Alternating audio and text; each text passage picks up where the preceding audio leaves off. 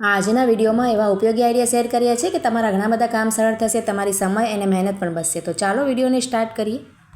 તો જુઓ, આ રીતે આપણે ક્યારેક પાયજામામાં કે પેટીકોટમાં કે કોઈ પણ વસ્તુમાં નાળા દોરી નાખવી હોય ને, તો ક્યારેક શું થાય કે આપણી પાસે કોઈ પણ વસ્તુ છે ને હોય પણ મળે નહીં, આપણે સેફ્ટી પિન વગેરે કે નાળા નાખવાની જે આવે છે ને તે. તો તેના માટે આ રીતના બોલપેન તો ખાલી આપણી પાસે બાળકો હોય છે તો આ રીતના હોય જ છે. જુઓ, તો આ રીતે આપણે બોલપેન લઈ શકાય અને તેની જે ઉપરની અણી હોય છે ને તેમાં આપણે જે નાળા દોરીને હોય ને તે આપણે આ રીતે નાખી દેવાની અને ઢાંકણ સરસ આ રીતે કઠણ બંધ કરી દેવાય. જુઓ, તો આનાથી પણ તમે ખૂબ જ સરસ રીતે સરળતાથી નાળા દોરી નાખી શકો. જુઓ, એમાં જે હોલ હોય છે ને તેમાં આપણે આ રીતે તેને નાખી દેવાનું અને સરસ રીતે ફટાફટ તે નીકળી પણ જશે અને એક જ મિનિટમાં આપણે નાળા દોરી નખાઈ પણ જશે. જુઓ, તમને નાખીને પણ બતાવું છું. આ રીતે આપણે નાખતા જવાનું અને પાછળથી આ રીતે આપણે જેમ નાખીએ છીએ ને એ જ રીતે આપણે કરવાનું. જુઓ, તો આ રીતે જુઓ, ખૂબ જ સરળતાથી આપણું કામ પણ ન અટકે અને સરસ આપણે નાળા દોરી પણ નાખી શકાય. જુઓ, આ રીતે બહાર આવી જાય પછી આપણે ફરી તેનું ઢાંકણ ખોલી અને આપણે જે અણી તેમાં નાખી હતી તે આપણે કાઢી લઈશું અને આપણે ગાંઠ લગાવી દઈશું. તો ખૂબ જ સરસ આઈડિયા છે, એકવાર જરૂરથી તમે ટ્રાય કરજો.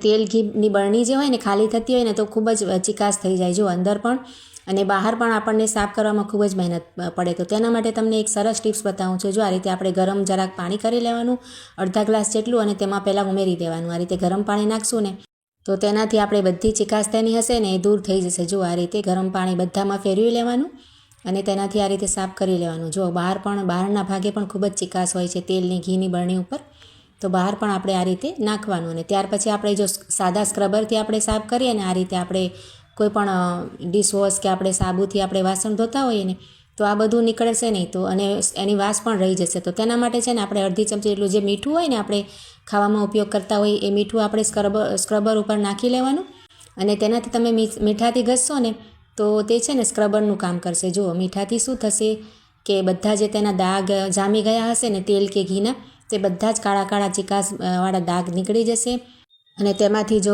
સ્મેલ આવતી હશે ને કોઈ પણ તેલની કે ઘીની તો તે પણ દૂર થઈ જશે. આપણે એકદમ ક્લીન તમારી બરણી હશે ને, જો અમે ધોઈને તમને બતાવું છું, આજુબાજુમાં કેટલા કાળા દાગ હતા બધા તમે જોઈ શકો છો કે મીઠાથી અને સરફથી નીકળી ગયા છે અને એકદમ ક્લીન અંદર બહાર બંને બાજુ થઈ ગઈ છે. તો ખૂબ જ સરસ આઈડિયા છે, ટ્રાય કરીને આ રીતે તમે જરૂરથી જોજો.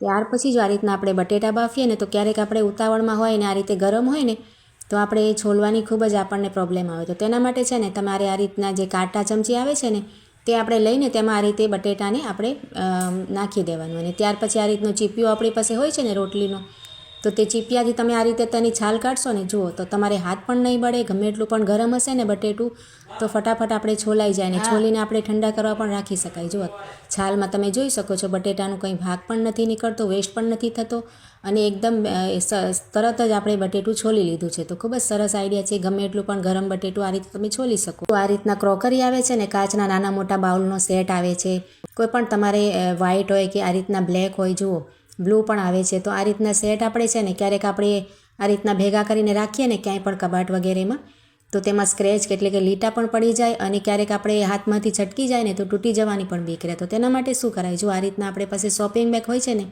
એકદમ સોફ્ટ અને સરસ હોય છે, તો તેને છે ને આપણે કોઈ પણ શોપિંગ બેગ લઈ લેવાનું તમારી પાસે જેવું પણ હોય ને નાનું મોટું, અને તેને છે ને કાતરથી આ રીતે આપણે પહેલાં ખોલી લેવાનું, કટ કરી લેવાનું આખું અને ત્યાર પછી એના પીસેસ કરી લેવાના. જો આ રીતે ચોરસ તેના કટકા આપણે જેટલા પણ બાઉલ હોય એટલા ગણીને કરી લેવાના અને ત્યાર પછી જો આ રીતે આપણે રાખશું ને એક બાઉલની વચ્ચે આપણે જે કટ કર્યો છે ને પીસ એ આપણે રાખવાનું અને ઉપર એક બાઉલ રાખવાનો. તો આ રીતે રાખવાથી શું થશે કે ક્યારે પણ આપણે ઉતાવળમાં લેતા હોઈએ કે કંઈ પણ હશે ને તો તેમાં કોઈ લીટા વગેરે પણ નહીં પડે અને હાથમાંથી આપણે છૂટી જવાની પણ બીક નહીં રહે. જો આ રીતે સરસ રહેશે.